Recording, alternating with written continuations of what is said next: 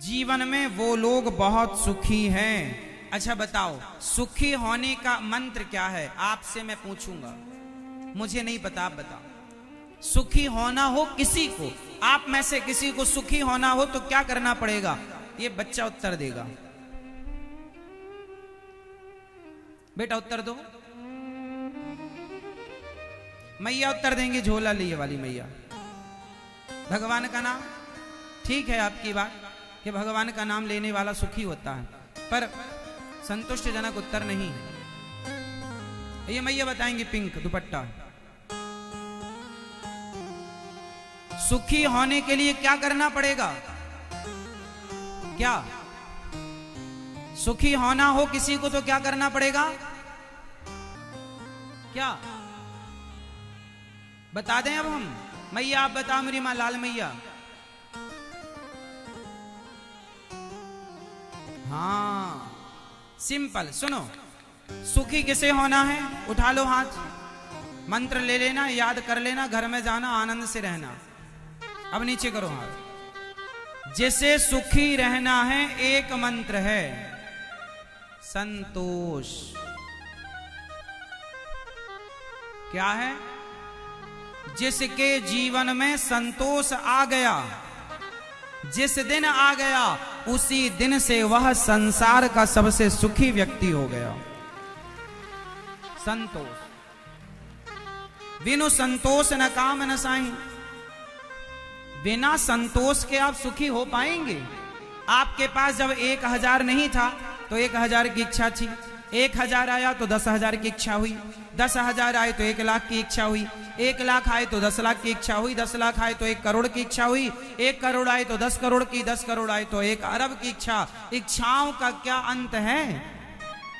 बढ़ती जाएंगी। और इच्छाओं को पूरी करते करते आपके बाल पक गए, जिंदगी खत्म हो गई।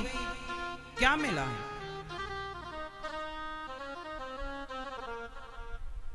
आदमी टाइम के अंदर, मेरा टाइम कब आएगा महाराज जी, मेरा हाथ देखो, मेरा टाइम कब आएगा? मैंने कहा आएगा आएगा। फिर दूसरे से पूछा, महाराज जी मेरा टाइम कब आएगा? नहीं, आएगा आएगा, चिंता ना करो, आएगा। फिर वो शादी कर लिया, किसी ने कहा शादी कर ले, तेरा टाइम अच्छा आएगा, तेरी पत्नी आएगी, अच्छा टाइम चालू होगा। शादी कर ली, दुल्हन आई, अच्छा टाइम आया, नहीं अभी भी मैं सुखी नहीं हूं, अभी भी मैं प्रसन्न नहीं हूं, अच्छा टाइम नहीं आया मेरा। कुछ दिन बाद किसी ने कहा बच्चा हो जाएगा, तेरा टाइम अच्छा हो जाएगा, है ना? अब लो भैया, बच्चा हो गया, बच्चा हो गया, खुश है, अब टाइम आया? नहीं नहीं महाराज जी, मैं तो जो चाह रहा था वो मिले ही नहीं। टाइम कब आएगा मेरा? अच्छे मेरे दिन कब आएंगे, कि मेरा अच्छा टाइम कब आएगा? लो भैया, बेटे का विवाह होगा तब आएगा। बेटे का विवाह होने की स्थिति आ गई, क्यों भैया अच्छा टाइम आया, खुश हो? नहीं महाराज, अच्छा टाइम जो मैं चाहता था वो मिला नहीं, वो अच्छा टाइम आया नहीं। एक दिन डॉक्टर के पास गया, डॉक्टर ने कहा भैया ले जाओ, इनका टाइम आ गया।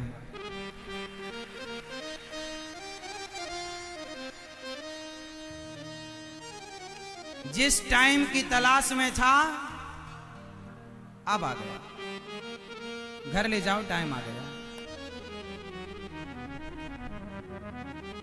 सारी जिंदगी आदमी परेशान होता है, ना जाने कौन सा सुख चाहता है।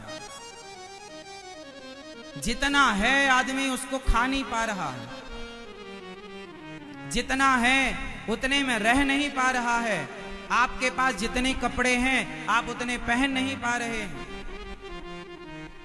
आपके पास जितनी गाड़ियां हैं आप उनमें घूम नहीं पा रहे हैं, लेकिन फिर भी आप दुखी हैं, क्योंकि इच्छाएं अथाह हैं, अनंत है। एक दिन टाइम आ जाएगा, लोग चारपाई से उठाकर नीचे लिटा देंगे जमीन में, तुम्हारे माथे पर 2 धूप बत्ती जला दी जाएंगी।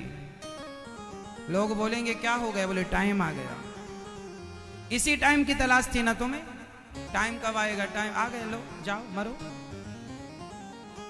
अरे जब तक जिंदगी थी जिया ही नहीं, मरता रहा इच्छाओं के चक्कर में, मरता रहा मरता रहा मरता रहा। इसलिए सुखी होने वाला व्यक्ति संतोषी होता है। जितना दिया विधाता ने उतना बहुत है। सुदामा के पास कुछ नहीं था, लेकिन संतोष हमारे और आपसे करोड़ों गुना ज्यादा था। और हम लोगों के पास सुदामा जी से बहुत ज्यादा है, पर संतोष सुदामा जी से आधा का आधा भी नहीं। तो आज से कितने लोग अपने जीवन में संतोष रखेंगे? क्या रखोगे? क्या रखेंगे? जितना है हमारे पास वो हमारी हैसियत, हमारी औकात से बहुत ज्यादा संतोष।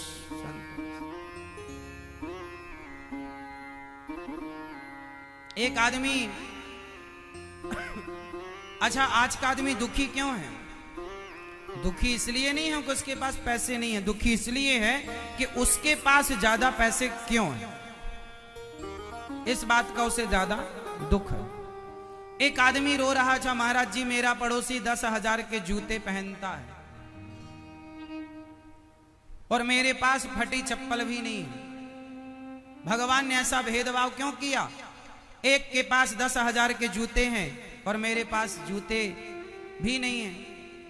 वो आदमी बहुत दुखी था। मैं बोला चल मेरे साथ। मैं उसे अपने साथ ले गया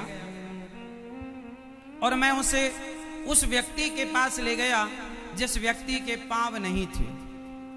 मैंने कहा इस व्यक्ति से मिल, इसके पांव नहीं है, इसे तू जूते देगा, चप्पल देगा तो ये अपने हाथ में पहनेगा और हाथ में पहन के ऐसे ऐसे घिसटेगा, घिसटता। मैंने कहा अब तू बता कि तू सुखी है या दुखी है?